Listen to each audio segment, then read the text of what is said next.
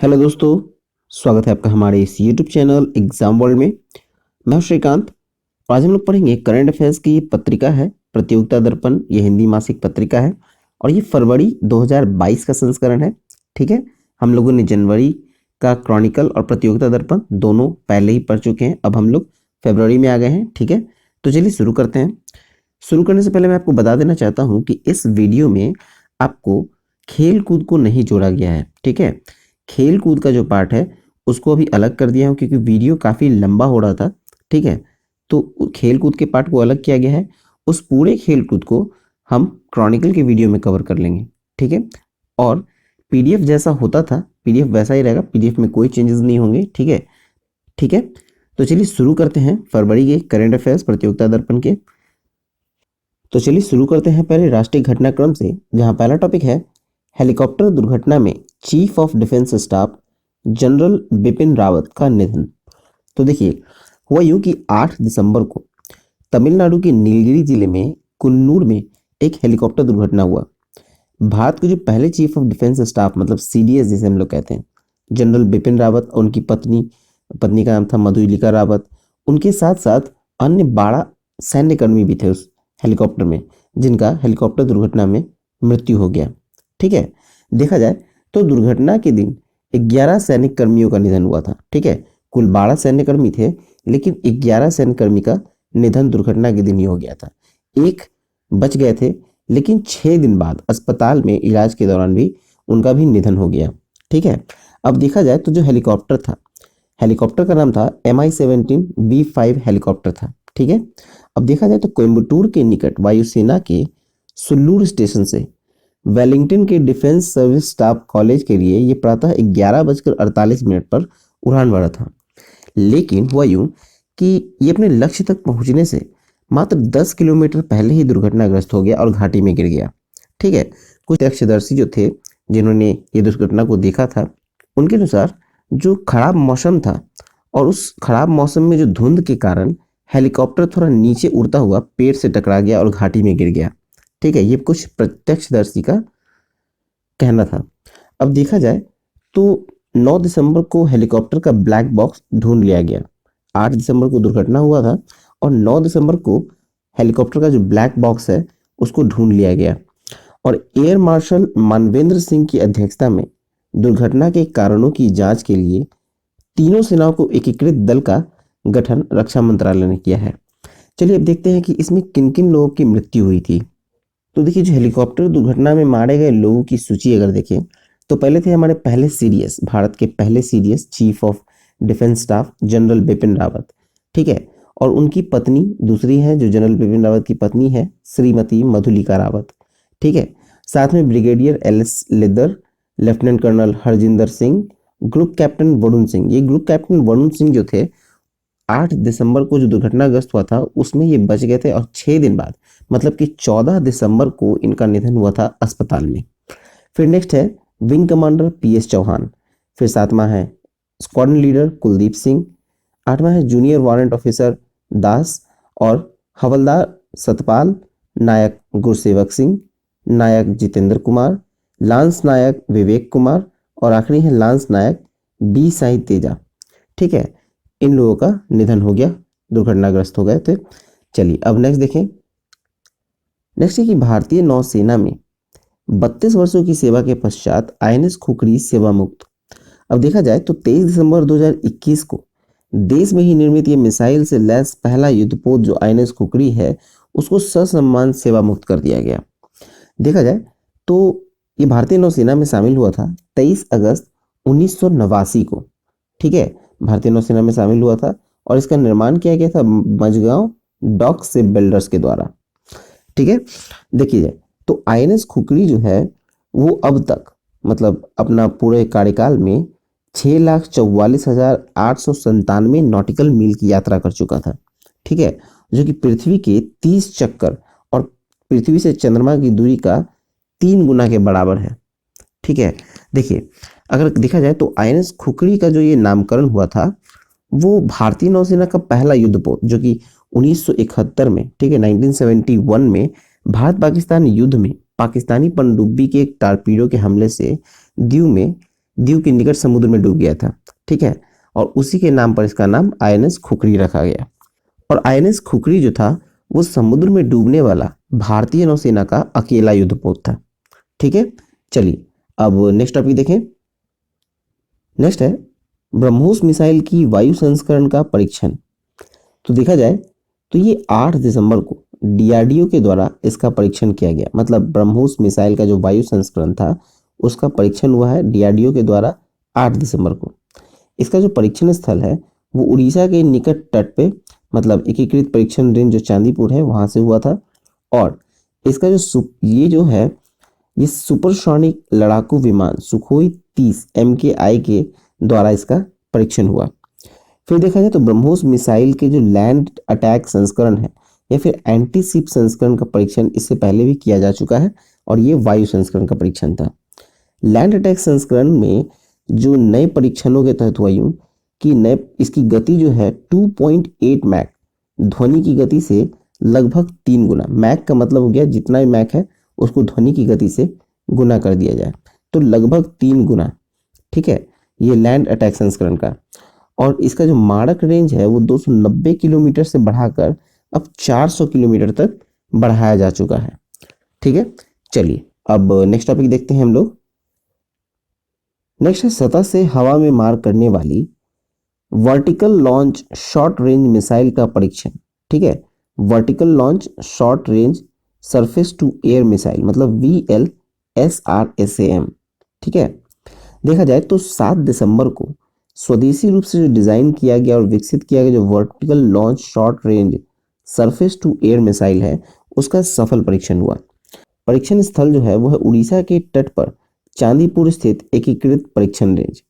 नौसेना के युद्धपोतों के लिए तैयार की गई यह मिसाइल 15 किलोमीटर की दूरी तक लक्ष्य को भेद सकती है, ठीक है। 15 किलोमीटर की दूरी तक ये लक्ष्य को भेद सकती है और युद्धपोतों के लिए आकाश से आने वाले खतरों को यह मिसाइल आकाश में ही ध्वस्त कर देगी, ठीक है। देखा जाए तो जब इसका टेस्ट हुआ तो एक वर्टिकल लॉन्चर के द्वारा किया गया और प्रक्षेपण में कम ऊंचाई पर स्थित एक इलेक्ट्रॉनिक लक्ष्य को निशाना बनाया गया इस परीक्षण के तहत, ठीक है। चलिए अब नेक्स्ट देखते हैं हम लोग सतह से सतह मार करने वाली अत्याधुनिक प्रलय मिसाइल। और इसका लगातार ये 2 परीक्षण हुआ, ठीक है। देखिए परीक्षण जो हुआ था वो किया गया डीआरडीओ के द्वारा, कब, 22 और 23 दिसंबर को, 22 और 23 दिसंबर 2021 को। ये सतह से सतह में मार करने वाला ये प्रलय मिसाइल है जिसका 2 परीक्षण हुआ, ठीक है, 22 को और 23 को। परीक्षण स्थल जो था इसका वो था उड़ीसा के तट पर डॉक्टर APJ अब्दुल कलाम द्वीप, ठीक है। अब देखा जाए तो इसका जो मारक क्षमता है वो 150 से 500 किलोमीटर का है और इसे मोबाइल लॉन्चर से लॉन्च किया जा सकता है, ठीक है। हम लोग एक देख रहे हैं कि हमेशा ये डीआरडीओ के द्वारा परीक्षण किया जा रहा है। डीआरडीओ को हम लोग हिंदी में कहते हैं रक्षा अनुसंधान एवं विकास संगठन, ठीक है, जिसके अध्यक्ष हैं डॉक्टर सतीश रेड्डी। ये काफी एग्जाम में पूछा जाता है। चलिए नेक्स्ट टॉपिक देखते हैं हम लोग। नेक्स्ट टॉपिक है 351 और रक्षा उत्पादों के आयात पर प्रतिबंध लगा दिया गया। तो देखिए ये 29 दिसंबर को 351 और रक्षा उत्पाद के आयात पर रोक लगाने का निर्णय लिया गया और इसकी सूची जो है वो रक्षा मंत्रालय के द्वारा जारी की गई है। देखा जाए तो पिछले 16 महीनों में ये तीसरी बार ये सूची जारी की गई है, मतलब ये तीसरी बार प्रतिबंध लगाने का सूची जारी किया गया है। पहली बार कब लगाया गया था तो ये 9 अगस्त 2020 को। उस समय क्या हुआ था कि 101 रक्षा उत्पादों का आयात पर प्रतिबंध लगा था। फिर आपको दूसरा जो हुआ वो 31 मई 2021 को, उस समय भी 108 अन्य रक्षा उत्पादों की सूची जारी की गई थी जिस पर प्रतिबंध लगाया गया था। और ये तीसरा हो गया आपको 29 दिसंबर को, मतलब 351 रक्षा उत्पाद पर आयात पर रोक लगा है ये 29 दिसंबर 2021 को। ये 3 बार हो गया, ठीक है। अब देखा जाए तो इस बार में जो मुख्य है जिस पे प्रतिबंध किया गया है वो है laser warning sensor, high pressure globe valve, high pressure check valve, voltage control accelerator तथा कई तरह के केबल एवं सर्किट आदि, ठीक है। और देखा जाए तो ये जो प्रतिबंध लगेगा वो एक्चुअली चरणबद्ध लगेगा, एक ही बार में पूरा प्रतिबंधित नहीं कर दिया जाएगा, इसको चरण बाय चरण किया जाएगा, ठीक है। तो देखिए, तो पहला चरण में होगा यूं कि 172 उत्पाद के आयात पर प्रतिबंध लगाया जाएगा दिसंबर 2022 से, ठीक है।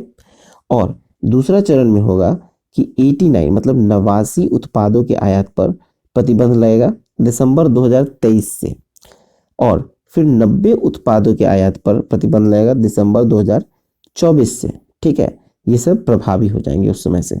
अब देखा जाए तो रक्षा उत्पाद के उत्पादन में जो एफडीआई है वो 74% है, ठीक है। देखिए, एफडीआई जो था मई 2020 में वो 49% था, ठीक है। फिर इसको बढ़ाकर आपको 74% कर दिया गया, ठीक है। यानी कि मतलब कहने का ये कि मई 2020 से पहले 49 था, लेकिन मई 2020 में इसको बढ़ाकर 74% एफडीआई कर दिया गया रक्षा उत्पाद के क्षेत्र में। ये सब मेक इन इंडिया के तहत किया जा रहा है। चलिए अब नेक्स्ट टॉपिक देखें।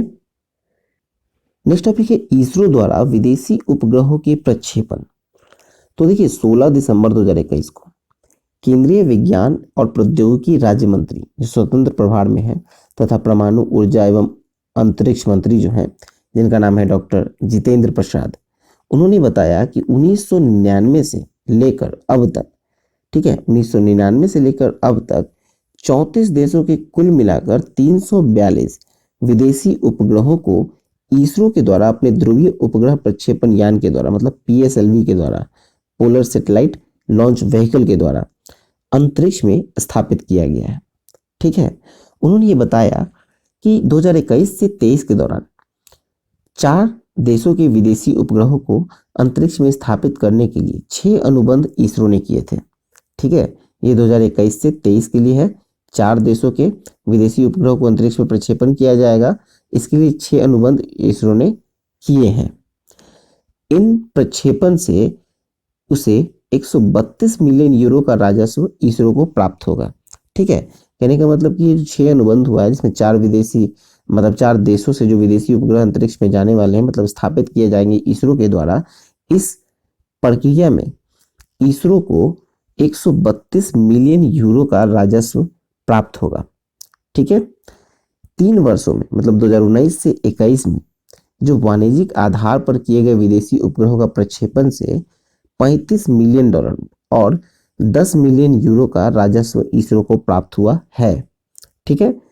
जो 19 से 21 के बीच में $35 मिलियन और 10 मिलियन यूरो राजस्व प्राप्त हुआ है। इसरो के द्वारा जो विदेशी उपग्रह के प्रक्षेपण के लिए यह अनुबंध उसकी वाणिज्यिक कंपनी है जिसका नाम है न्यू स्पेस इंडिया लिमिटेड, जिसे हम लोग NSIL कहते हैं, उसके द्वारा किया जाता है, ठीक है। देखा जाए तो 1999 से अब तक जो प्रक्षेपण हुए हैं उसमें सर्वाधिक 226 उपग्रह अमेरिका के हैं जिसके प्रक्षेपण किए गए हैं इसरो के द्वारा। फिर उसके बाद अगर देखें तो दूसरे नंबर और पे आता है आपको ब्रिटेन और कनाडा, इन दोनों के 12। फिर आपको आएगा जर्मनी, जहां 11 जर्मनी के भी प्रक्षेपण किए गए हैं इसमें, ठीक है। इसी तरह से है, लेकिन सर्वाधिक 226 उपग्रह अमेरिका के हैं। चलिए नेक्स्ट देखिए। नेक्स्ट टॉपिक है छोटे उपग्रहों के कम लागत पर प्रक्षेपण हेतु इसरो द्वारा SSLV का विकास। SSLV का फुल फॉर्म हो गया आपको small satellite lower vehicle, small satellite lower vehicle. ISRO के द्वारा ऐसे छोटे उपग्रहों के प्रक्षेपण के लिए एक नए लघु उपग्रह प्रक्षेपण यान का विकास निजी क्षेत्र की भागीदारी के साथ किया जा रहा है, ठीक है। इस प्रक्षेपण यान के द्वारा 500 किलोग्राम वजन तक के उपग्रह को 500 किलोमीटर तक की निचली ऊंचाई वाले कक्षा में प्रक्षेपण किया जा सकेगा। कहने का मतलब ये है कि ये जो स्मॉल सैटेलाइट लोअर व्हीकल जो SSLV होगा, उसके द्वारा 500 किलोग्राम के वजन तक के जो उपग्रह होंगे उसे धरती से मतलब 500 किलोमीटर की ऊंचाई तक कक्षा में उसको भेजा जा सकेगा SSLV के द्वारा, ठीक है। और इसके जरिए जो छोटे उपग्रहों के प्रक्षेपण होगा उसमें लागत भी कम आएगी SSLV के द्वारा, BSLV से कम आएगी SSLV में। अब देखा जाए तो पहली विकासात्मक उड़ान मतलब जो डेवलपमेंट फ्लाइट, जो पहला डेवलपमेंट फ्लाइट होगा वो 2022 की पहली तिमाही में ही संभावित है, ठीक है। चलिए अब नेक्स्ट देखें हम लोग। नेक्स्ट टॉपिक है झांसी रेलवे स्टेशन का नाम अब वीरांगना लक्ष्मीबाई स्टेशन। तो देखा जाए तो 29 दिसंबर 2021 को उत्तर प्रदेश सरकार के जो नाम परिवर्तन की अधिसूचना है उसे जारी किया गया। झांसी रेलवे स्टेशन का नाम 1857 मतलब 1857 में स्वतंत्रता संग्राम में ब्रिटिश शासन की नींव हिला देने वाले जो झांसी की रानी थी जिनका नाम था वीरांगना लक्ष्मीबाई, उनके नाम पर इसका नाम रखा गया है वीरांगना लक्ष्मीबाई स्टेशन। ठीक है, और ऐसा पहली बार नहीं है जब उत्तर प्रदेश में नाम बदले गए हैं। इससे पहले भी बदला गया, जैसे कि इलाहाबाद जंक्शन उसका नाम बदल कर दिया गया है प्रयागराज जंक्शन। फिर आपको मुगल सराय उसका नाम बदल कर दिया है दीनदयाल उपाध्याय जंक्शन। फिर फैजाबाद स्टेशन का भी नाम बदला गया है अयोध्या। फिर आपको मध्य प्रदेश में हबीबगंज भोपाल रेलवे स्टेशन का नाम रानी कमलापति स्टेशन के नाम से किया गया है नाम। और इसके पश्चात अब उत्तर प्रदेश में आइए तो झांसी रेलवे स्टेशन का नाम भी बदल दिया गया है और इसका नाम रखा गया है अब वीरांगना लक्ष्मीबाई स्टेशन। ठीक है, चलिए नेक्स्ट टॉपिक देखें हम लोग। नेक्स्ट टॉपिक है कोलकाता की दुर्गा पूजा यूनेस्को की अमूर्त सांस्कृतिक विरासत की सूची में शामिल। तो देखा जाए तो 13 से 18 दिसंबर को यूनेस्को की अंतर सरकारी समिति की पेरिस में संपन्न बैठक में यह निर्णय लिया गया और कोलकाता की दुर्गा पूजा को यूनेस्को ने अपनी मानवता की अमूर्त सांस्कृतिक विरासत के प्रतिनिधि के रूप में इस सूची में से शामिल किया गया। ठीक है, देखा जाए तो भारत के अन्य पर्व और कला भी है जो यूनेस्को की अमूर्त सांस्कृतिक विरासत सूची में शामिल है। तो उसमें से आपको पहला है रामलीला, फिर केरल का कटियत्तम नृत्य, उत्तराखंड के सलूर एवं डूंगरा की रमन पूजा, फिर आपको पूर्वी भारत के छऊ नृत्य, राजस्थान के कालबेलिया समुदाय के जो कालबेलिया लोक नृत्य और गीत हैं उसे भी शामिल किया गया। फिर आपको केरल का मेदिनीपुर रंगमंच, लद्दाख के बौद्ध जप, मणिपुर का परंपरागत संकीर्तन, पंजाब के एक समुदाय विशेष की पीतल एवं तांबे के बर्तन बनाने की परंपरागत कला, फिर आपको योग तथा प्रयागराज, हरिद्वार, उज्जैन व नासिक में जो कुंभ मेले लगते हैं वो, इन सबको भी ये शामिल किया गया है पहले से ही यूनेस्को की अमूर्त सांस्कृतिक विरासत की सूची में। ठीक है, और अब शामिल कर लिया गया है कलकत्ता के दुर्गा पूजा को। चलिए अब नेक्स्ट टॉपिक देखते हैं हम लोग। नेक्स्ट है समुद्र की गहराइयों, बहुमूल्य संसाधनों की खोज व अन्य समुद्री अध्ययन हेतु समुद्रयान परियोजना। तो देखा जाए तो समुद्र की अनंत गहराइयों के अध्ययन के लिए मनुष्य को समुद्र में भेजने के लिए समुद्रयान मिशन देश में शुरू किया गया है। ठीक है, अभी तक हम लोग अंतरिक्ष में लोगों को भेज रहे थे, अब हम लोग समुद्र के नीचे भी मनुष्य को भेजेंगे। ठीक है, अब देखा जाए तो इससे पहले national institute of ocean technology के एक पर्सनल स्फीयर यान बनाया गया था जो कि 500 मीटर की गहराई तक समुद्र में जा सकता था। ठीक है, और उसमें एक मनुष्य की बैठने की क्षमता होती थी पर्सनल स्फीयर में और 2.1 मीटर का व्यास था उसका और एक गोलाकार पनडुब्बी था वो। अब देखा जाए तो समुद्रयान परियोजना के तहत जो डीप ओशन मिशन होगा ये उसका एक भाग है। ठीक है, और इसका उद्देश्य है समुद्र के भीतर जो बहुमूल्य संसाधन की खोज करना और देश के इकोनॉमी में मदद करना। ठीक है, फिर देखा जाए तो समुद्र की गहराई तक जो अध्ययन किया जाएगा वो मत्स्य 6000 पनडुब्बी का निर्माण किया जाएगा। ठीक है, समुद्र की गहराई के लिए अध्ययन के लिए एक जहाज का निर्माण किया जाएगा, पनडुब्बी का निर्माण किया जाएगा जिसका नाम होगा मत्स्य 6000, मत्स्य 6000। ये एक पनडुब्बी है और जो कि 3 मनुष्य को 6000 मीटर की गहराई तक ले जाने में सक्षम होगा। ठीक है, 500 मीटर तक की गहराई तक जा रहा था अब तक और अब ये 6000 मीटर की गहराई तक जाने में सक्षम होगा। उसमें एक इंसान जा रहा था और इसमें 3 इंसान जाएगा। ठीक है, फिर देखा जाए तो समुद्रयान जो परियोजना लॉन्च करने के साथ ही भारत जो है वो समुद्र की गहराई में जाने वाले जो देश हैं उसमें शामिल हो जाएगा। इससे पहले उसमें शामिल कौन कौन था तो अमेरिका, रूस, जापान, फ्रांस और चीन, ये 5 देश ही थे जो समुद्र की गहराई तक जा रहे थे। अब भारत भी इसमें शामिल हो जाएगा। ठीक है, चलिए अब नेक्स्ट टॉपिक देखते हैं हम लोग। नेक्स्ट टॉपिक है अग्नि प्राइम का परीक्षण। तो देखा जाए तो 18 दिसंबर 2021 को डीआरडीओ ने सतह से सतह मार करने वाली जो अग्नि प्राइम मिसाइल है उसका परीक्षण किया है। देखा जाए तो अग्नि श्रृंखला की मिसाइलें नई पीढ़ी की छठी मिसाइल है। ठीक है, और देखा जाए तो इसका जो परीक्षण स्थल था वो उड़ीसा के तट पर एपीजे अब्दुल कलाम द्वीप से किया गया है। फिर आपको इसका जो क्षमता है ये परमाणु हथियारों के साथ 1000 से 2000 किलोमीटर की दूरी तक मार करने में सक्षम है अग्नि प्राइम मिसाइल। ठीक है, परमाणु हथियारों के साथ 1000 से लेकर 2000 किलोमीटर तक की दूरी पे ये मार करने में सक्षम है। फिर देखा जाए तो इसे मोबाइल लॉन्चर से सड़क एवं ट्रेन से भी छोड़ा जा सकता है। ठीक है, और यह अग्नि श्रेणी की पिछली मिसाइलों की तुलना में बहुत ही कम वजन वाली है, जिससे इसे एक स्थान से दूसरे स्थान पर ले जाना आसान हो गया। ठीक है, आसान कहने का मतलब ये है कि मोबाइल लॉन्चर से भी लॉन्च कर सकते हैं, इसको सड़क से भी लॉन्च कर सकते हैं, इसको ट्रेन से भी लॉन्च कर सकते हैं। इसी कम वजन वाला है और इसे कहीं भी ले जाया जा सकता है। ठीक है, चलिए अब नेक्स्ट देखें। नेक्स्ट टॉपिक है 15 से 18 वर्ष की आयु वर्ग के युवाओं का टीकाकरण भी प्रारंभ, और कोरोना वॉरियर्स के लिए ये तीसरी डोज है। देखा जाए तो 25 दिसंबर को श्री नरेंद्र मोदी ने कोरोना के नए वेरिएंट जिसका नाम है B1.1.529, मतलब इसे हम लोग साधारण भाषा में ओमिक्रॉन के नाम से जानते हैं, इसकी दहशत जो है वो देशवासियों में अफवाह, भ्रम, डर से बचने का इसमें प्रयास करने के लिए इसके आग्रह किया गया है। ठीक है, इस टीकाकरण में देखा जाए तो जो विस्तार किया जाए तो टीकाकरण विस्तार की दिशा में 3 महत्वपूर्ण घोषणा हुआ। एक हुआ कि 15 से 18 वर्ष की आयु के बच्चों के लिए टीकाकरण की शुरुआत 3 जनवरी को हो गई है।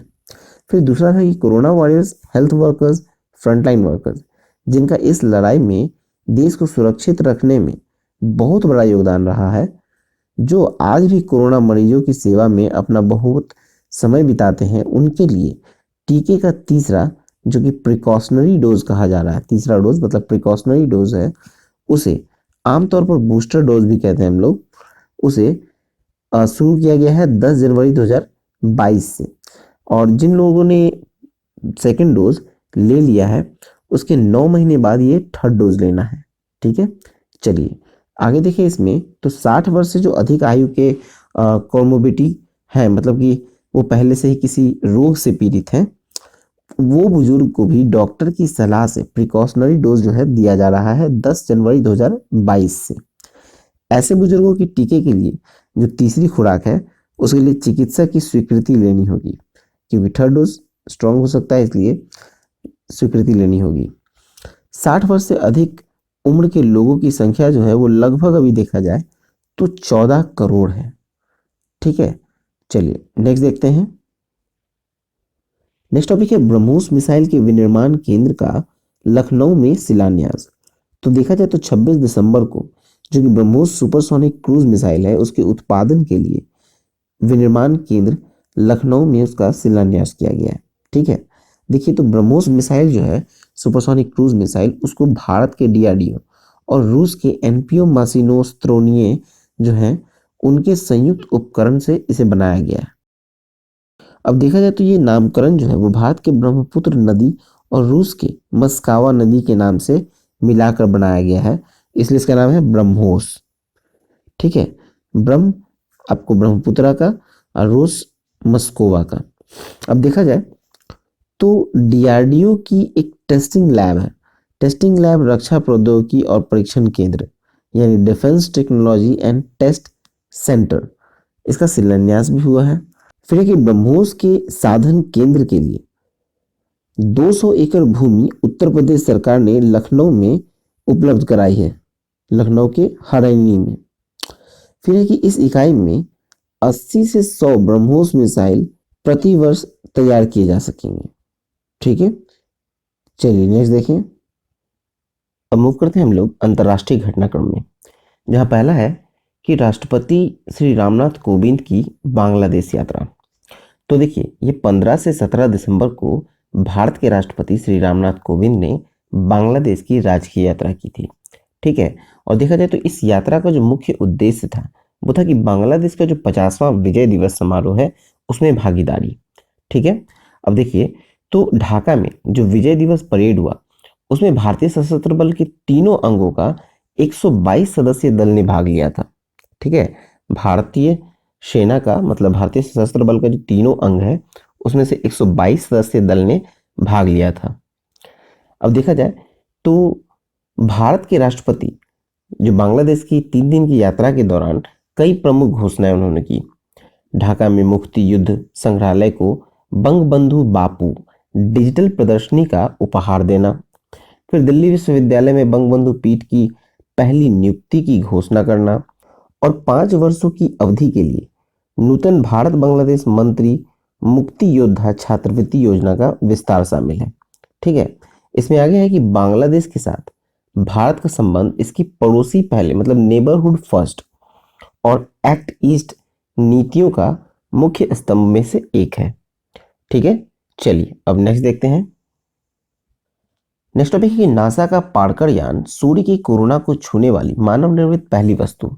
ठीक है। मतलब सूर्य की जो कोरोना है मतलब कि जो सूर्य का वातावरण का बाहरी परत है उसे हम लोग कोरोना कहते हैं और उस कोरोना को छूने वाला ये पहला यान था जो मानव निर्मित था, नासा के द्वारा छोड़ा गया पार्कर यान। ठीक है। देखिए 12 अगस्त 2018 को इसे छोड़ा गया था अमेरिकी एजेंसी नासा के द्वारा। अब ये सूर्य के वातावरण के बाहरी भाग के कोरोना को जानकारी एकत्र करने के लिए इसे प्रक्षेपित किया गया था और ये 28 अप्रैल 2021 को उस कोरोना में प्रवेश कर लिया था। देखिए ये प्रवेश तो 28 अप्रैल 2021 को ही कर लिया था, लेकिन नासा ने उसका खुलासा अब दिसंबर 2021 में किया। ठीक है। और पार्कर यान जो है वो सूर्य के कोरोना को छूने वाला पहला मानव निर्मित वस्तु है। इससे पहले भी एक यान था जो छोड़ा गया था जिसका नाम था हीलियस 2। ठीक है। हीलियस 2 जो यान है वो भी मानव निर्मित था और 1974 में उसे प्रक्षेपित किया गया था। ये यान जो है वो सूर्य के सबसे नजदीक मतलब 42.73 मिलियन किलोमीटर तक पहुंचा था। ठीक है। और देखा जाए इसके बारे में तो ये कई बार कोरोना के होते हुए यान जो है 2025 में सूर्य से 61.6 लाख किलोमीटर की दूरी तक पहुंचेगा। ठीक है। वो 42.73 मिलियन किलोमीटर था और ये 61.6 लाख किलोमीटर तक पहुंचेगा।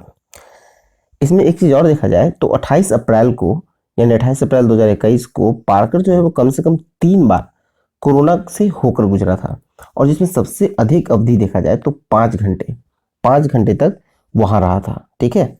चलिए नेक्स्ट टॉपिक देखते हैं। नेक्स्ट टॉपिक है रूसी राष्ट्रपति व्लादिमीर पुतिन की भारत यात्रा। देखा जाए तो भारत का जो यात्रा किया 6 दिसंबर 2021 को व्लादिमीर पुतिन जो कि रूस के राष्ट्रपति हैं उन्होंने 21वीं शिखर वार्ता में दिल्ली आई थी। ठीक है। और राष्ट्रपति पुतिन की कुछ ही घंटे की नई दिल्ली का प्रवास था क्योंकि शाम में उन्होंने स्वदेश वापसी कर ली। ये कुछ ही घंटों का नई दिल्ली में प्रवास के दौरान पहले भारत और रूस के रक्षा मंत्रियों श्री राजनाथ सिंह और सर्गेई शोइगु और विदेश मंत्री एस जयशंकर और सर्गेई लावरोव के बीच अलग अलग तथा बाद में 2+2 व्यवस्था के तहत इन चारों की संयुक्त बैठक हुई थी। ठीक है। अब देखा जाए तो दोनों देशों के बीच जो रक्षा, अंतरिक्ष, इस्पात, जहाजरानी, कोयला, पेट्रोलियम, कोविड सहित विभिन्न क्षेत्रों में ये सहयोग के लिए 28 समझौता ज्ञापन पर इन्होंने हस्ताक्षर किया था। ठीक है। फिर इसमें आगे देखें तो सबसे महत्वपूर्ण समझौता देखा जाए दोनों देशों के बीच तो ये था सैन्य तकनीक का सहयोग को 2021 से 10 वर्ष और आगे बढ़ाकर अब 2031 तक बढ़ाने का संबंधित था। ठीक है।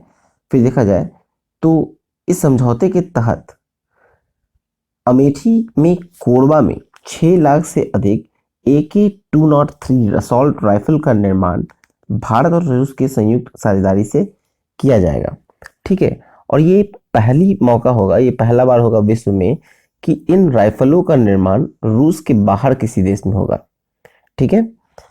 इसमें आगे देखें हम लोग, इसमें आगे देखें तो द्विपक्षीय व्यापार के साथ साथ ऊर्जा, विज्ञान, प्रौद्योगिकी, बौद्धिकी संपदा, अंतरिक्ष, शिक्षा एवं सांस्कृतिक आदान प्रदान आदि के अतिरिक्त आपसी महत्व के अंतर्राष्ट्रीय मुद्दों पर चर्चा हुई है। फिर अफगानिस्तान की स्थिति पर चर्चा में दोनों नेताओं ने इस मामलों में एक दूसरे की चिंताओं को स्वीकार किया। अफगानिस्तान की भूमिका, आतंकवादी गतिविधियों नहीं होने देने का आवश्यकता, इन दोनों ने बल दिया है इस पक्ष पर भी। और फिर जो भारत रूस की आगामी जो 22वीं शिखर वार्ता होगी वो रूस में होगी। ठीक है, श्री नरेंद्र मोदी जो भारत के प्रधानमंत्री हैं उन्हें निमंत्रण दिया गया है पुतिन के द्वारा। चलिए नेक्स्ट देखें। नेक्स्ट टॉपिक है कि म्यांमार की अपदस्थ सरकार में स्टेट काउंसलर रही आंग सान सू की को 2 वर्ष के कारावास की सजा। तो देखिए ये 6 दिसंबर 2021 को म्यांमार की जो निर्वाचित सरकार में स्टेट काउंसलर थी लोकतंत्रवादी नेता आंग सान सू की के विरुद्ध अनेक कई आपराधिक मामले सैन्य सरकार द्वारा चलाए गए हैं। ठीक है, फिर इनमें से एक मामला जो है उसमें 4 वर्ष का उनको सजा सुनाई गई। विशेष अदालत ने सजा सुनाई 4 वर्ष की, लेकिन सैन्य सरकार ने बाद में उनकी सजा घटाकर आधा कर दिया। ठीक है, मतलब 4 साल से घटाकर 2 वर्ष कर दिया। ये सजा जो है वो लोगों को उकसाने और कोरोना वायरस संबंधी प्रतिबंधों का उल्लंघन करने के दोषी पाने के लिए इन्हें अदालत ने ये सजा सुनाई है। चलिए नेक्स्ट देखते हैं। नेक्स्ट है विश्व की सबसे शक्तिशाली महिला। सर्वाधिक शक्तिशाली 100 महिलाओं में भारत की 4 महिलाएं। तो देखा जाए तो दिसंबर 2021 में जो अमेरिकी वाणिज्यिक पत्रिका है फोर्ब्स ने विश्व का सर्वाधिक शक्तिशाली महिलाओं का वर्ष 2021 का अपना सूची जारी किया है। इस सूची के अनुसार अगर देखें तो विभिन्न क्षेत्रों में महिलाओं को चित्रांकन किया जाता है। मतलब जो क्षेत्र है वो है वित्त, व्यापार, लाइफस्टाइल में आपको मनोरंजन और फैशन दोनों आता है। फिर सहित इसके साथ हो गया आपको मीडिया, टेक्नोलॉजी और पॉलिटिक्स भी शामिल है। ठीक है, अब सबसे शक्तिशाली महिलाओं की जो 5 प्रथम स्थान अगर हम लोग देखें तो पहले स्थान पे है मैकेंजी स्कॉट, अमेरिका की हैं। ये क्षेत्र का अगर देखा जाए तो ये फिलेंथ्रोपी और लेखक हैं। ठीक है, और सबसे बड़ी बात ये जेफ बेजोस की पूर्व पत्नी है। अमेज़न कंपनी के मालिक हैं जेफ बेजोस, उन्हीं की पूर्व पत्नी है। ठीक है, फिर दूसरे स्थान पे आती हैं कमला हैरिस जो है वो अमेरिकी उपराष्ट्रपति हैं। और क्रिस्टीना लेगार्ड तीसरे स्थान पर है जो कि यूरोपीय केंद्रीय बैंक के अध्यक्ष हैं और ये फ्रांस से हैं। फिर है मैरी बाड़ा जो है वो जनरल मोटर्स के सीईओ हैं, अमेरिकन हैं। और फिर नेक्स्ट है आपको मेलिंडा गेट्स, अमेरिका के हैं। Bill and Melinda Gates foundation की ये सह संस्थापक हैं। अब देखते हैं उन 4 महिलाओं को जो भारत से हैं। उसमें अगर देखा जाए तो ओवरऑल 37वें स्थान पर, मतलब जो 100 का लिस्ट जारी किया गया था फोर्ब्स के द्वारा, 100 में 37वें नंबर पे आती है निर्मला सीतारमण और भारत की प्रथम होती है सबसे शक्तिशाली महिला में। और निर्मला सीतारमण जो है वो भारत की वाणिज्य एवं उद्योग मंत्री हैं। फिर दूसरी है आपको रोशनी नादर मल्होत्रा और ओवरऑल रैंकिंग में ये 52वें स्थान पे हैं। ये HCL के संस्थापक चेयरमैन शिव नाडर की इकलौती संतान है और इस कंपनी की मुख्य कार्यकारी अधिकारी भी हैं। ठीक है, फिर नेक्स्ट आपको किरण मजूमदार शॉ जो है वो बायोटेक्नोलॉजी क्षेत्र की बेंगलुरु स्थित कंपनी बायोकॉन की चेयरपर्सन है। फिर नेक्स्ट है आपको फागुनी नायर कौन है? तो ये सौंदर्य उत्पाद कंपनी नायका ये संस्थापक है और CEO है। ठीक है, चलिए नेक्स्ट देखते हैं। नेक्स्ट है अल्बानिया, ब्राजील, घाना, गैबन और संयुक्त अरब अमीरात 1 जनवरी 2022 से संयुक्त राष्ट्र सुरक्षा परिषद के नए अस्थायी सदस्य होंगे। ठीक है, देखिए ये 1 जनवरी 2022 से अस्थायी सदस्य बने हैं कौन कौन? अल्बानिया, ब्राजील, गैबन और संयुक्त अरब अमीरात। ठीक है, ये 4 कंट्री को अस्थायी सदस्य बनाया गया है संयुक्त राष्ट्र सुरक्षा परिषद में। 2 वर्ष के लिए बनाया गया है। 2022-23 की सदस्यता मिली है इनको। अल्बानिया जो है वो पूर्व यूरोप क्षेत्र से इनका चुनाव हुआ है और संयुक्त अरब अमीरात का एशियाई प्रशांत क्षेत्र से। ब्राजील जो है वो लैटिन अमेरिकी और कैरेबियाई क्षेत्र से आए हैं और गैबान ये अफ्रीकी क्षेत्र से चुने गए हैं। फिर देखिए वो 5 देश जिनका स्थान इन्होंने लिया, मतलब उन 5 देश जिसका कार्यकाल इस पर खत्म हुआ है और उनके स्थान पर ये आए हैं, तो वो है Estonia, Niger, Saint Vincent and the Grenadines, Tunisia और वियतनाम। ठीक है, चलिए आगे देखें। आगे इसमें है कि भारत जो है वो 1 जनवरी 2021 को सुरक्षा परिषद का अस्थायी सदस्य बना था। ठीक है, 2 साल का कार्यकाल होता है। भारत 8वीं बार बना है और ये 31 दिसंबर 2022 तक रहेगा। ठीक है, और 5 अस्थायी सदस्य के साथ साथ जो 5 स्थायी सदस्य हैं, जो परमानेंट मेंबर्स हैं, अगर उनको देखें तो वो है अमेरिका, रूस, फ्रांस, ब्रिटेन और चीन। फिर अस्थायी सदस्य जो 2 वर्ष की सदस्यता अगले वर्ष मतलब ये 31 दिसंबर को समाप्त होगी, उसमें आता है भारत, कीनिया, आयरलैंड, नॉर्वे और मैक्सिको। इन 5 कंट्रीज का 31 दिसंबर 2022 को कार्यकाल समाप्त होगा। ठीक है, चलिए नेक्स्ट देखते हैं। नेक्स्ट है कि भारत और पाकिस्तान द्वारा अपने परमाणु प्रतिष्ठानों की सूची का आदान प्रदान किया गया और साथ में कैदियों की सूची का भी आदान प्रदान किया गया। ठीक है, तो चलिए देखते हैं। 1 जनवरी 2022 को भारत और पाकिस्तान ने अपने अपने परमाणु प्रतिष्ठानों की सूचियों का आदान प्रदान किया है। ठीक है, अब देखा जाए तो परमाणु प्रतिष्ठानों की सूचियों का आदान प्रदान के लिए दोनों देशों के बीच समझौता हुआ था। कब हुआ था? तो ये हुआ था 31 दिसंबर 1988 को। 31 दिसंबर 1988 को परमाणु प्रतिष्ठानों का आदान प्रदान का समझौता हुआ था और पहली बार जो आदान प्रदान किया गया था तो वो 1 जनवरी 1992 को किया गया था। और साथ ही देखा जाए तो दोनों देशों ने अपनी जेलों में बंद एक दूसरे के नागरिकों का सूची भी आदान प्रदान किया। ठीक है, कैदियों की सूची का आदान प्रदान के लिए दोनों देशों के बीच समझौता कब हुआ था? तो 31 मई 2008 को। ठीक है, आदान प्रदान जो है वर्ष में 2 बार किया जाता है, एक बार 1 जनवरी को, एक बार 1 जुलाई को। इस समय 628 भारतीय हैं जो कि पाकिस्तान के जेलों में बंद हैं। ठीक है, 628 भारतीय पाकिस्तान के जेलों में बंद है, जिसमें कि आपको मछुआरे हैं 557 और 51 जो है वो अन्य नागरिक हैं।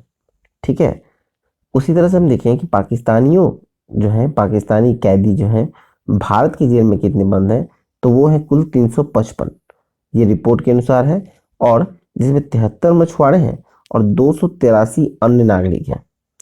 चलिए नेक्स्ट देखते हैं। नेक्स्ट टॉपिक है जर्मनी में ओलाफ सोल्ज नए चांसलर बने। एंजेला मर्केल का 16 वर्ष का शासन समाप्त हो गया। देखा जाए तो 8 दिसंबर को एक 63 वर्षीय ओलाफ सोल्ज जो कि सोशल डेमोक्रेटिक पार्टी से हैं, उन्होंने जर्मनी के चांसलर के रूप में शपथ लिया।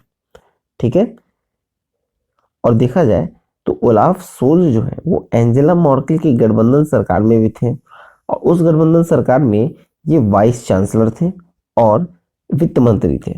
ठीक है, फिर देखा जाए तो इस बार की सरकार जो है वो 3 पार्टियों की है, एसपीडी, एफडीपी और ग्रीन्स। इनका गठबंधन से ये सरकार बना है। ग्रीन पार्टी के नेता हैं रॉबर्ट हाबेक जो कि वाइस चांसलर बनाया गया है इनको। ठीक है, और एफडीपी के नेता हैं क्रिश्चियन लिंडसर, इन्हें वित्त मंत्री का दायित्व दिया गया है। ठीक है, नेक्स्ट टॉपिक है नासा द्वारा अब तक के सबसे बड़े और शक्तिशाली स्पेस टेलीस्कोप जिसका नाम है जेम्स वेब। जेम्स वेब को स्पेस टेलीस्कोप में इसका प्रक्षेपण किया गया। ठीक है, देखिए फ्रेंच गयाना के एरियन स्पेस एलियन 5 रॉकेट के जरिए ये विश्व में जो अब तक के सबसे विशाल टेलीस्कोप है जेम्स वेब, और इससे स्पेस टेलीस्कोप का प्रक्षेपण किया गया है।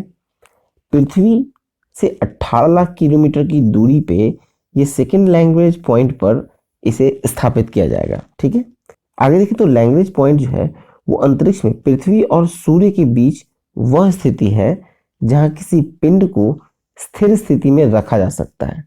ठीक है, देखिए इन स्थितियों में सूर्य और पृथ्वी की गुरुत्व खिंचाव ऐसे होते हैं कि यह पृथ्वी के साथ साथ चलता है। ठीक है, जब टेलीस्कोप को छोड़ा जाता है तो ये दोनों का जो खिंचाव होता है, ठीक है, मतलब ग्रेविटी का, उससे ये होता ही है कि पृथ्वी के साथ साथ ये चलता रहता है। ठीक है, अब देखिए हबल टेलीस्कोप का स्थान लेगा।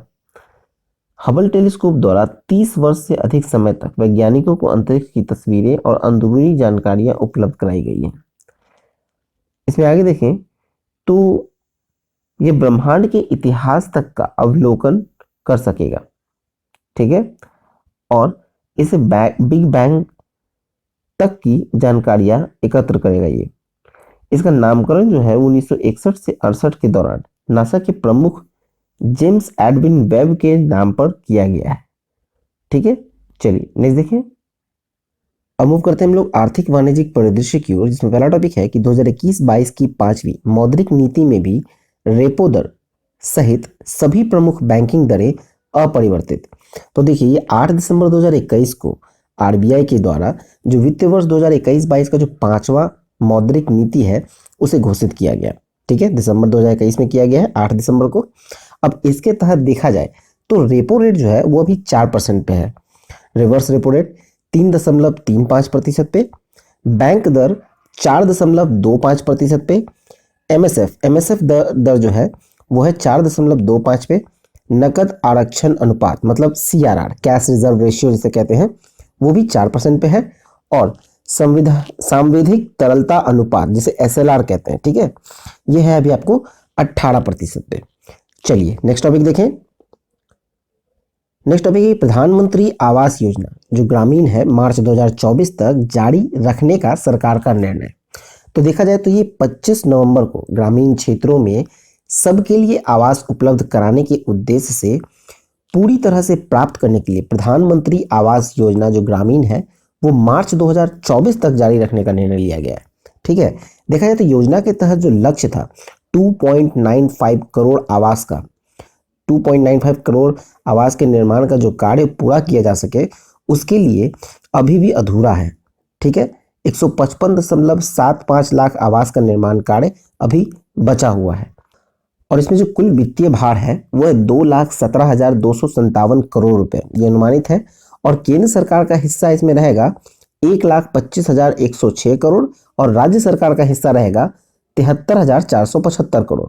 ठीक है, फिर देखा जाए नाबार्ड को ब्याज चुकाने के लिए 18,676 करोड़ रुपए की अतिरिक्त आवश्यकता होगी इसमें, और इस योजना का जो शुभारंभ किया गया था ये आपको 20 नवंबर 2016 को इसका शुभारंभ हुआ था।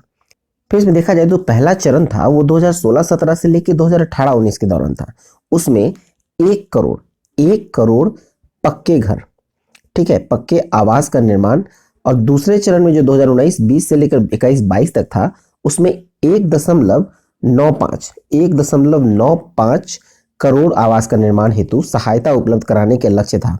ठीक है, और 29 नवंबर 2021 तक 1.65 करोड़ आवास का निर्माण पूरा हो चुका था। ठीक है, चलिए नेक्स्ट देखें। नेक्स्ट टॉपिक है हाल ही के वर्षों में भारत में विदेशी निवेश, और ये रिजर्व बैंक के आंकड़े हैं। तो देखिए ये हम लोग सभी जानते हैं कि एफडीआई जो होता है, जो फॉरेन डायरेक्ट इन्वेस्टमेंट है, वो किसी भी देश के आर्थिक विकास में महत्वपूर्ण योगदान होता है। ये देश को गैर ऋण वित्त जो होता है, जो नॉन डेट फाइनेंस है, वो उपलब्ध कराने के लिए महत्वपूर्ण स्रोत होने के साथ साथ घरेलू कंपनी के लिए उच्च स्तरीय प्रौद्योगिकी उपलब्ध कराने का भी स्रोत होता है। ठीक है, इसी के चलते सरकार एफडीआई संवर्धन हेतु सदा प्रयासरत रहती है।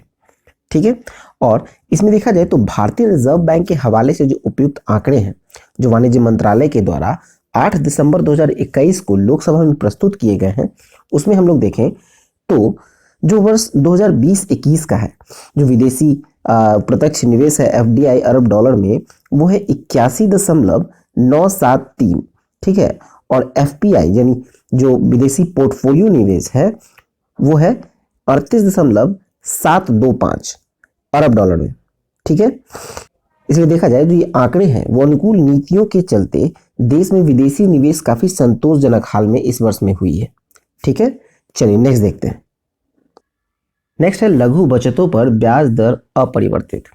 ठीक है, देखा जाए तो ये 2021-22 की चौथी तिमाही का है, यानी जनवरी से मार्च 2022 का है। ये 1 जनवरी से लेकर 31 मार्च 2022 के लिए होगा। ठीक है, ये लघु बचत, और इस पर कोई ब्याज दर में कोई भी कटौती सरकार ने नहीं की है, जो पहले था वही अभी भी है।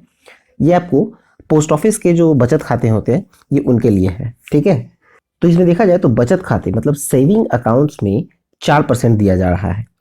1 वर्षीय, 2 वर्षीय या 3 वर्षीय सावधि जमा पर 5.5% है, 5 वर्षीय सावधि जमा पर 6.7%, 5 वर्षीय रेकरिंग जमा पर 5.8%, 5 वर्षीय वरिष्ठ नागरिक बचत योजना पर ये आपको 7.4% हो गया, और 5 वर्षीय राष्ट्रीय बचत पत्र पर आपको 6.8%।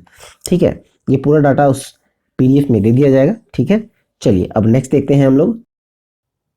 नेक्स्ट टॉपिक है 2021-22 की दूसरी तिमाही में भुगतान संतुलन के चालू खाते में घाटा और ये रिजर्व बैंक के आंकड़े हैं। तो देखा जाए तो 1 दिसंबर 2021 को आरबीआई ने चालू वित्त वर्ष 2021-22 की दूसरी तिमाही मतलब जुलाई सितंबर 2021 में देश में देश के भुगतान संतुलन के चालू खाते घाटे को आंकड़ा जारी किया है। चालू खाता घाटा का मतलब करंट अकाउंट डेफिसिट।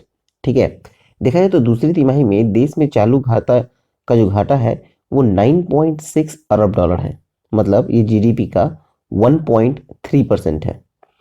और देखा जाए तो आरबीआई के अनुसार 2021-22 की दूसरी तिमाही में जो चालू खाते में जो घाटे में वृद्धि हुई है वो मुख्यतः आपको व्यापार से मतलब बैलेंस ऑफ ट्रेड के घाटे में वृद्धि के कारण हुआ है और निवेश आय के बाह्य प्रवाह में वृद्धि के कारण हुआ है। ठीक है, चलिए नेक्स्ट देखें। नेक्स्ट टॉपिक है केन बेतवा लिंक परियोजना को केंद्र की मंजूरी। तो देखा जाए तो ये 8 दिसंबर 2021 को केंद्रीय मंत्रिमंडल ने देश में नदियों को आपस में जोड़ने की पहली प्रमुख परियोजना केन बेतवा लिंक परियोजना को मंजूरी प्रदान की है। और देखा जाए तो इस परियोजना के तहत होगा यूं कि केन नदी से पानी बेतवा नदी में भेजा जाएगा। ठीक है, केन नदी से बेतवा नदी में भेजा जाएगा। ये मध्य प्रदेश में दाऊधन में बांध के निर्माण, लोअर उर परियोजना, कोठा बैराज और बिना कॉम्प्लेक्स परियोजना के जरिए इसे किया जाएगा।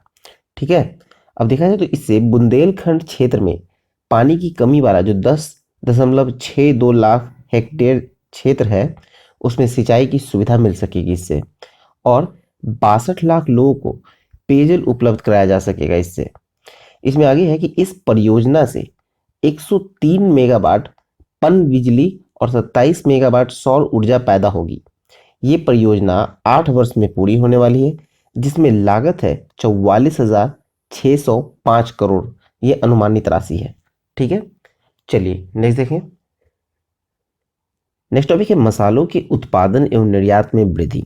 और ये देखा जाए तो 21 दिसंबर को केंद्रीय कृषि एवं किसान कल्याण मंत्री हैं नरेंद्र सिंह तोमर, उन्होंने एक कार्यक्रम में बताया कि 2014 से 15 में जो देश के मसाले में उत्पादन हो रहा था वो था 67.64 लाख टन, लेकिन ये 2021 में बढ़कर हो गया है 106.79 लाख टन। ठीक है, और उसी तरह से देखा जाए तो बुआई क्षेत्र, जो मसाला का बुआई क्षेत्र था जो 32.2 लाख हेक्टेयर से बढ़कर अब हो गया है 45.28 लाख हेक्टेयर। ठीक है, मसाला के निर्यात मात्रा में भी वृद्धि हुई है। ये 9.8% मसालों का निर्यात मात्रा में वृद्धि हुई है। ठीक है, और उसी मूल्य की दृष्टि में देखा जाए तो ये 10.5% की वार्षिक वृद्धि उसमें भी हुई है। मतलब अगर मात्रा जैसे क्वांटिटी में अगर वृद्धि देखें तो 9.8% बढ़ा है निर्यात, और अगर मूल्य मतलब करेंसी मतलब मूल्य में देखा जाए वृद्धि तो ये 10.5% वार्षिक वृद्धि देखी गई है। ठीक है, अब देखा जाए 2020-21 में तो मसालों में निर्यात जो हुआ था वो 29,535 करोड़ रुपए का हुआ था। विदेशी मुद्रा कोष इतना प्राप्त हुआ देश को। ठीक है, फिर देखा जाए तो कृषिगत उत्पादों के निर्यात में समुद्री उत्पाद, गैर बासमती चावल, बासमती चावल के पश्चात मसालों का चौथा स्थान है। ठीक है, समुद्री उत्पाद पहले स्थान पर है, फिर गैर बासमती चावल दूसरे स्थान पर, बासमती चावल तीसरे स्थान पर और मसाला चौथे स्थान पर। जबकि बागवानी उपजों के निर्यात से प्राप्त होने वाला जो राजस्व में ये 41% योगदान मसाले का है। ठीक है, चलिए नेक्स्ट टॉपिक देखें। नेक्स्ट टॉपिक है पीएम किसान सम्मान योजना की 10वीं किस्त जारी कर दी गई। देखिए पीएम किसान सम्मान योजना क्या था, इसके तहत ये था कि किसानों को 6,000 रुपये सालाना दी जा रही थी, 3 किस्तों में 2-2 हजार रुपये का 3 किस्त दिया जा रहा था हर चौथे मंथ पे। तो 1 जनवरी 2022 को पहले ही दिन देश मतलब साल का पहला दिन प्रधानमंत्री किसान सम्मान निधि योजना के तहत 2-2 हजार का जो 10वां किस्त है वो पात्र किसानों के बैंक खाते में अंतरित कर दी गई। ठीक है, और प्रधानमंत्री किसान सम्मान निधि योजना दिसंबर 2018 में प्रारंभ हुआ था और इस योजना के तहत 6,000 रुपये सालाना मदद किसानों को 3 किस्तों में दी जा रही है। और देखा जाए इस योजना के तहत 6,000 रुपये जो प्रतिवर्ष सहायता प्राप्त करने के लिए कुछ शर्त निर्धारित हैं, जैसे यह उन्हीं किसानों को प्राप्त होगा जिसको कृषि भूमि जिनके नाम पर हो। ठीक है, किसान के नाम पर अगर कृषि भूमि है तभी उनको ये 6,000 रुपये का जो किस्त है वो मिलेगा। और साथ ही साथ संस्थागत भूमि धारक इस योजना के तहत लाभ पात्र नहीं है। किसी भी सरकारी विभाग में कार्यरत अथवा विभाग में सेवानिवृत्त होकर पेंशन पाने वाले किसान भी इस योजना के लाभ पात्र नहीं है। इंजीनियर, डॉक्टर, वकील, चार्टर्ड अकाउंटेंट आदि के रूप में पंजीकृत पैसे वाला को इस योजना में लाभ प्राप्त नहीं हो सकता है। साथ ही साथ अगर देखा जाए तो जो कृषि भूमि का उपयोग यदि कृषि के अतिरिक्त किसी अन्य कार्य हेतु हो तो ऐसे भूस्वामी भी इस योजना में लाभ नहीं मिलेगा।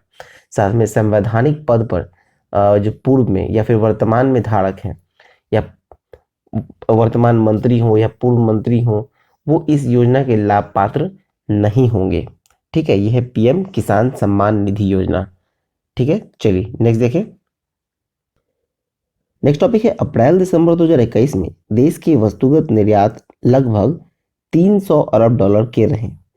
देखा जाए तो ये वाणिज्य मंत्रालय के प्रारंभिक आंकड़ों के अनुसार अप्रैल दिसंबर 2021 में जो भारत का वस्तुगत निर्यात है डॉलर में वो 299.7 अरब डॉलर है। और इसी को अगर कंपैरिजन किया जाए पिछले साल के अप्रैल दिसंबर 2020 से तो पिछले साल था 201.37 अरब डॉलर, लेकिन इस बार हो गया है 299.74 अरब डॉलर। मतलब कि यहाँ 48.25% का वृद्धि दर्ज हुआ है वस्तुगत निर्यात में। फिर अगर आयात में देखा जाए, ठीक है, तो ये 443.71 अरब डॉलर रहा, जो कि पिछले साल अप्रैल दिसंबर में 262.13 अरब डॉलर था। मतलब यहाँ भी आपको 69.27% वृद्धि दर्ज हुई है। कहाँ? आयात में। फिर अगर व्यापार घाटा देखें, मतलब ट्रेड डेफिसिट, तो अप्रैल दिसंबर 2021 के दौरान ये 143.97 अरब डॉलर है, लेकिन अप्रैल दिसंबर में ये 60.76 अरब डॉलर था। ठीक है, चलिए अब नेक्स्ट टॉपिक देखते हैं। अब मूव करेंगे हम लोग अपॉइंटमेंट में, मतलब नियुक्तियां। तो नियुक्ति में देखा जाए तो फिकी का फुल फॉर्म होता है federation of Indian chambers of commerce and industry. इसके नए अध्यक्ष कौन बने हैं? तो ये बने हैं संजीव मेहता। फिकी के नए अध्यक्ष संजीव मेहता। और संजीव मेहता कौन है? तो HUL मतलब हिंदुस्तान यूनिलीवर के चेयरमैन सह प्रबंधक निदेशक हैं। ठीक है, फिर देखा जाए 2021-22 के लिए जो INS यानी इंडियन न्यूज़पेपर सोसाइटी के नए अध्यक्ष कौन बने हैं? तो ये बने हैं मोहित जैन। अभी मोहित जैन इकोनॉमिक टाइम्स से हैं। ठीक है, फिर नेक्स्ट है कि भारतीय पर्यटन विकास निगम के नए कार्यकारी चेयरमैन नियुक्त हुए हैं। ये हुए हैं संबित पात्रा, भाजपा के प्रवक्ता हैं। 3 वर्षों के लिए इन्हें नियुक्त किया गया है भारतीय पर्यटन विकास निगम के नए गैर कार्यकारी चेयरमैन के रूप में। फिर नेक्स्ट है रेलवे बोर्ड के नए चेयरमैन कौन बने हैं? तो ये बने हैं विनय कुमार त्रिपाठी। फिर नेक्स्ट है कि चीन में भारत के नए राजदूत नियुक्त हुए हैं प्रदीप कुमार रावत। प्रदीप कुमार रावत को चीन में भारत के नए राजदूत के रूप में नियुक्त किया गया है। फिर नेक्स्ट है मैक्सिको में भारत के नए राजदूत नियुक्त हुए हैं, तो ये हुए हैं पंकज शर्मा। फिर नेक्स्ट है कि जिनेवा में निशस्त्रीकरण पर संयुक्त राष्ट्र सम्मेलन मतलब UN कॉन्फ्रेंस ऑन डिसआर्मामेंट में भारत के नए जो स्थायी प्रतिनिधि बने हैं, तो ये बने हैं डॉक्टर अनुपम राय। भारत के नए स्थायी प्रतिनिधि डॉक्टर अनुपम राय। फिर नेक्स्ट है कि भारत में कनाडा के नए उच्चायुक्त कौन बने हैं? तो ये बने हैं कैमरॉन मैके। चलिए आगे देखें। अब मूव करते हैं हम लोग पुरस्कार सम्मान में, जहां पहला है इन्फोसिस साइंस फाउंडेशन के पुरस्कार 2021। तो देखा जाए तो ये 2 दिसंबर 2021 को पुरस्कार का वितरण वर्चुअल कार्यक्रम में किया गया। ठीक है, यह भारत में विज्ञान एवं अनुसंधान के क्षेत्र में दिए जाने वाला सर्वोच्च पुरस्कार है। ठीक है, इन्फोसिस साइंस फाउंडेशन के पुरस्कार विज्ञान एवं अनुसंधान के क्षेत्र में दिए जाने वाला सर्वोच्च पुरस्कार है भारत में। अब देखा जाए तो इसमें इनाम में क्या दिया जाता है? तो इनाम में दिया जाता है शुद्ध सोने के पदक और प्रशस्ति पत्र के साथ साथ 1-1 लाख डॉलर। अब देखा जाए 6 विभिन्न क्षेत्रों में दिया जाता है इसे। कौन कौन से क्षेत्र में किसको किसको दिया गया है, तो ये देखते हैं। पहला है इसमें इंजीनियरिंग एवं कंप्यूटर साइंस। इंजीनियर व कंप्यूटर साइंस में दिया गया है डॉक्टर चंद्रशेखर नायर को, जो कि मोल्बियो डायग्नोस्टिक बेंगलुरु से हैं। नेक्स्ट है मानविकी मतलब ह्यूमैनिटीज। ह्यूमैनिटीज की कैटेगरी में दिया गया है डॉक्टर एंजेला बरेटो जेवियर को, जो कि लिस्बन यूनिवर्सिटी से है, पुर्तगाल की। फिर नेक्स्ट है लाइफ साइंसेस। लाइफ साइंसेस में दिया गया है प्रोफेसर महेश शंकरन, जो कि national centre for biological science के हैं। चलिए नेक्स्ट देखते हैं। नेक्स्ट है फिजिकल साइंसेस। उसकी कैटेगरी में दिया गया है प्रोफेसर बेडनगडास मोहंती को, जो कि national institute of science education Bhubaneswar से हैं। फिर नेक्स्ट है सोशल साइंसेस। सोशल साइंसेस में दिया गया है डॉक्टर प्रतीक्षा बख्शी को, जेएनयू नई दिल्ली के हैं। फिर नेक्स्ट है गणित विज्ञान। गणित विज्ञान में गया है डॉक्टर नीरज कायल को, जो कि माइक्रोसॉफ्ट रिसर्च लैब के हैं, बेंगलुरु से। ठीक है, तो ये रहा इन्फोसिस साइंस फाउंडेशन के पुरस्कार। अब नेक्स्ट देखेंगे हम लोग आईसीटीपी रामानुजन पुरस्कार 2021। तो ये वार्षिक पुरस्कार है आईसीटीपी रामानुजन पुरस्कार, जिसमें इंडियन, इसको हम लोग कहें तो आईसीटीपी इंडियन स्टैटिस्टिकल इंस्टीट्यूट कोलकाता के गणित विभाग के नीना गुप्ता को दिया गया है। ठीक है, आईसीटीपी जो रामानुजन पुरस्कार है वो दिया गया है इंडियन स्टैटिस्टिकल इंस्टीट्यूट के, जो कि कोलकाता के हैं, गणित विज्ञान की नीना गुप्ता को। यह पुरस्कार 45 वर्ष से कम उम्र के गणितज्ञों को दिया जाता है। ठीक है, और नीना गुप्ता जो है ये चौथी भारतीय गणितज्ञ हैं जिनको ये आईसीटीपी रामानुजन पुरस्कार दिया गया है। ठीक है, चलिए अब नेक्स्ट देखें हम लोग। नेक्स्ट है पत्रकारिता के क्षेत्र में रामनाथ गोयनका पुरस्कार 2021। तो ये 24 दिसंबर 2021 को पत्रकारिता का प्रतिष्ठित रामनाथ गोयनका पुरस्कार हिंदी प्रिंट मीडिया के लिए दैनिक भास्कर के विशेष संवाददाता श्री आनंद चौधरी को प्रदान करने की घोषणा की गई है। ठीक है, ये हो गया प्रिंट मीडिया के लिए। प्रिंट मीडिया के लिए किसको दिया गया है? दिया गया है ये दैनिक भास्कर के विशेष संवाददाता श्री आनंद चौधरी। अब हम लोग ब्रॉडकास्ट में आएंगे। अभी तक प्रिंट था, अब हिंदी का जो ब्रॉडकास्ट के लिए दिया गया है तो ये एनडीटीवी के पत्रकार सुशील मोहपात्र को दिया गया है। ठीक है, पत्रकारिता क्षेत्र में रामनाथ गोयनका पुरस्कार 2021। अब आते हैं हम लोग ज्ञानपीठ पुरस्कार में। तो 7 दिसंबर को 56वां ज्ञानपीठ पुरस्कार और 57वां ज्ञानपीठ पुरस्कार दिया गया है।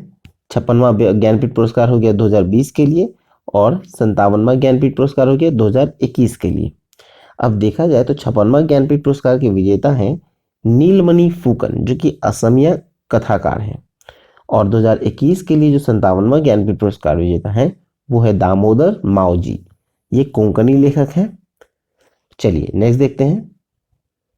नेक्स्ट है जमनालाल बजाज पुरस्कार 2021। तो ये देखा जाए तो 6 दिसंबर 2021 को जमनालाल बजाज फाउंडेशन वर्ष का 2021 का ये पुरस्कार वितरण किया गया है मुंबई में। देखा जाए तो रचनात्मक कार्य के लिए श्री धर्मपाल सैनी को, जो कि छत्तीसगढ़ के हैं, उन्हें दिया गया है, और ग्रामीण विकास हेतु विज्ञान एवं प्रौद्योगिकी के विकास के लिए डॉक्टर लाल सिंह को दिया गया है, जो कि हिमालयन रिसर्च ग्रुप के निदेशक हैं हिमाचल प्रदेश से। फिर नेक्स्ट है कि भारत के बाहर गांधीवादी मूल्यों के प्रसार के लिए जो जमनालाल बजाज अंतर्राष्ट्रीय पुरस्कार दिया गया है वो दिया गया है अमेरिका के डेविड एच अल्बर्ट को। ठीक है, फिर है कि महिला एवं बाल कल्याण के लिए दिया जाने वाला जानकी देवी बजाज पुरस्कार, ये दिया गया है सिस्टर लूसी कुरियन को, जो कि महाराष्ट्र के हैं, और देखा जाए तो इस पुरस्कार के तहत 10-10 लाख रुपए की राशि, प्रशस्ति पत्र और प्रतीक दिया जाता है। चलिए नेक्स्ट देखें। नेक्स्ट है मिस यूनिवर्स 2021। तो दिसंबर को, मतलब 12 दिसंबर 2021 को वर्ष 2021 का 70वीं मिस यूनिवर्स प्रतियोगिता का फाइनल इजराइल के इलेट में संपन्न हुआ। ठीक है, इजराइल के इलेट शहर में संपन्न हुआ फाइनल 70वें मिस यूनिवर्स प्रतियोगिता। और देखा जाए इसके जो विजेता रहे वो है हरनाज संधू, भारत की हैं, 21 वर्षीय हैं।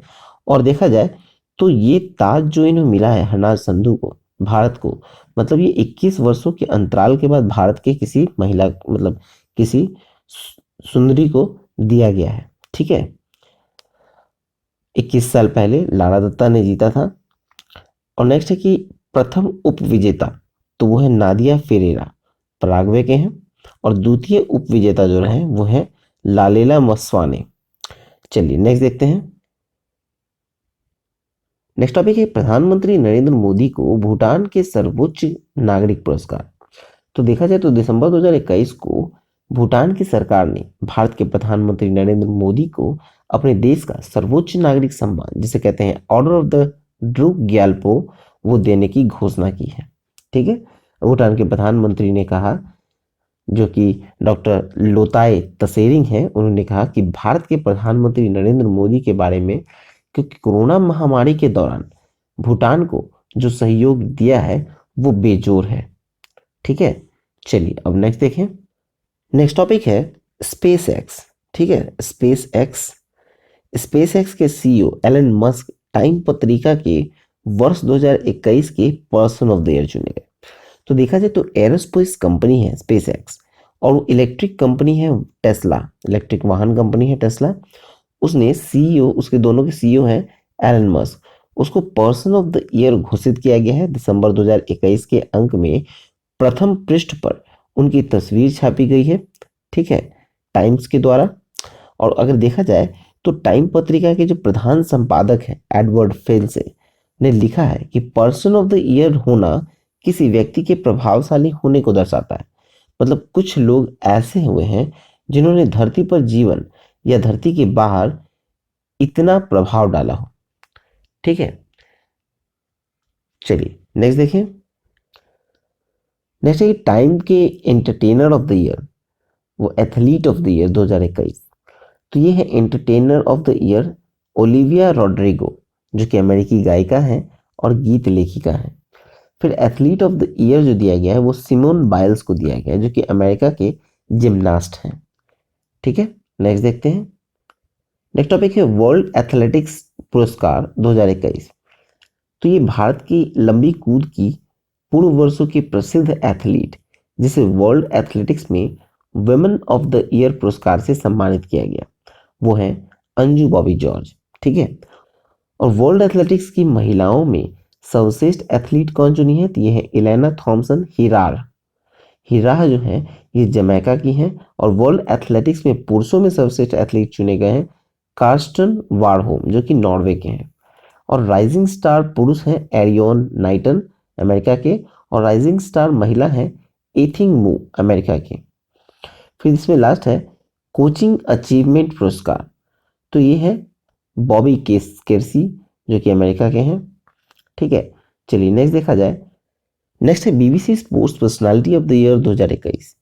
तो ये दिया गया है आपको पर्सनालिटी ऑफ द ईयर एमा रादुकानो को।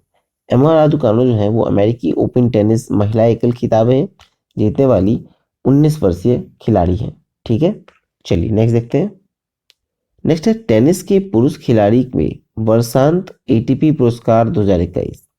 तो इसमें देखा जाए तो टेनिस पुरुष खिलाड़ी के वर्षांत एटीपी पुरस्कार 2021 जो है उसमें प्लेयर ऑफ द ईयर दिया गया है नोवाक जोकोविच को, जो कि सर्बिया के हैं। नोवाक जोकोविच ये पुरस्कार 7वीं बार प्राप्त इन्हें हुआ है। फिर है टीम ऑफ द ईयर, तो टीम ऑफ द ईयर बने हैं निकोला मैक्टिक और मेट पेविक, दोनों क्रोएशियाई टीम है, निकोला मैक्टिक और पेट पेविक। फिर है कोच ऑफ द ईयर, तो ये बने हैं फकुंडे ल्यूगोनिस, जो कि अर्जेंटीना के हैं। फिर है मोस्ट इम्प्रूव्ड प्लेयर, तो ये है असलान करात्स, ये है रूस के असलान करात्सेव। फिर नेक्स्ट है newcomer of the year, तो ये बने हैं जेंसन ब्रुक्सी, ये अमेरिका के हैं। फिर नेक्स्ट है comeback player of the year, तो ये है मैकेंजी मैकडोनल्ड अमेरिका के। और एटीपी टूज फैंस फेवरेट, ये है रोजर फेडरर स्विट्जरलैंड के। और एकल रोजर फेडरर को एटीपी का यह पुरस्कार लगातार 19 वर्ष से प्राप्त हो रहा है। ठीक है, और नेक्स्ट है स्टीफन एडबर्ग स्पोर्ट्समैनशिप अवार्ड, ये मिला है राफेल नडाल स्पेन को। और आर्थर एस ह्यूमैनिटेरियन अवार्ड, तो ये दिया गया है मार्क्स डेनियल न्यूजीलैंड को। और Ram book man media excellence award, ये देना है प्रज्वाल हेगड़े भारत को। ठीक है, चलिए नेक्स्ट देखते हैं। नेक्स्ट है टेनिस के महिला खिलाड़ियों के वर्षांत एटीपी पुरस्कार 2021। तो देखा जाए तो महिला खिलाड़ी के लिए वर्षांत एटीपी पुरस्कार जो है वो उसमें प्लेयर ऑफ द ईयर चुने गए हैं एस्ले बार्टी। एस्ले बार्टी आपको ऑस्ट्रेलिया के हैं। और युगल टीम ऑफ द ईयर चुना गया है बारबोरा क्रेस्कोवा और कैटरीना सिनियाकोवा को, दो की चेक गणराज्य के हैं। फिर नेक्स्ट है most improve player of the year, तो ये है बारबरा क्रेजेस्कोवा, जो कि चेक गणराज्य की हैं most improve player of the year.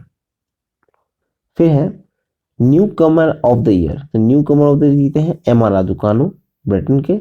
Comeback player of the year जीता है करला सुआरेज नवारे के। और कोच ऑफ द ईयर ये जीते हैं कोंचिता मार्टिनेज स्पेन के। चलिए नेक्स्ट देखें। अब मूव करेंगे हम लोग निधन में, जहाँ पहला है विनोद दुआ। विनोद दुआ जो कि पद्मश्री और रामनाथ गोयनका पुरस्कार से सम्मानित एक वरिष्ठ टीवी पत्रकार हैं। विनोद दुआ, उनका 67 वर्ष की आयु में निधन हो गया नई दिल्ली में।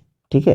फिर नेक्स्ट है डेसमंड टूटू, ये नोबेल शांति पुरस्कार और भारत के गांधी शांति पुरस्कार से सम्मानित है और दक्षिण अफ्रीका में रंग भेद के विरुद्ध एवं मानवाधिकारों के लिए संघर्षरत रहे डेमन टूटू का 90 वर्ष की आयु में निधन हो गया। ठीक है। नेक्स्ट आपको के.एस. सेतु माधवन, 4 बार फिल्म फेयर पुरस्कार और 10 बार राष्ट्रीय पुरस्कार से सम्मानित मलयालम फिल्म की प्रसिद्ध निर्देशक के.एस. सेतु माधवन का 94 वर्ष की आयु में निधन हो गया। फिर नेक्स्ट है नंद किशोर पुष्टि। नंद किशोर पुष्टि जो है पद्मश्री से सम्मानित है। उड़ीसा के प्रसिद्ध शिक्षक नंद किशोर पुष्टि का 102 वर्ष की आयु में निधन हो गया। चलिए नेक्स्ट देखते हैं। नेक्स्ट है पुस्तकें। देखा जाए, पहला है कि जस्टिस फॉर द जज एंड ऑटोबायोग्राफी, इसके लेखक हैं रंजन गोगोई। फिर नेक्स्ट है लाल सलाम अनोबल, लाल सलाम अनोबल, इसके लेखक है स्मृति जुबिन ईरानी। नेक्स्ट है the sage with 2 horns unusual tales from mythology, इसके लेखक हैं सुधा मूर्ति। फिर नेक्स्ट है an incomplete life the autobiography, इसके लेखक हैं विजय पाल सिंघानिया। फिर नेक्स्ट है वन अरेंज्ड मर्डर, इसके लेखक हैं चेतन भगत। चलिए आगे देखें। अब आते हैं विविध में। पहला है भारत अंतर्राष्ट्रीय विज्ञान महोत्सव। तो ये देखिए जाए तो 10 से 13 दिसंबर 2022 को भारत अंतर्राष्ट्रीय विज्ञान महोत्सव के 7वें संस्करण का आयोजन गोवा के पणजी में संपन्न हुआ। पृथ्वी विज्ञान मंत्रालय, national centre for polar and ocean research की नोडल एजेंसी। विषय इसका था समृद्ध भारत के लिए विज्ञान, प्रौद्योगिक और नवाचार में रचनात्मक उत्सव। ठीक है। चलिए नेक्स्ट देखें। तो चलिए ये वीडियो यहाँ पर समाप्त होता है।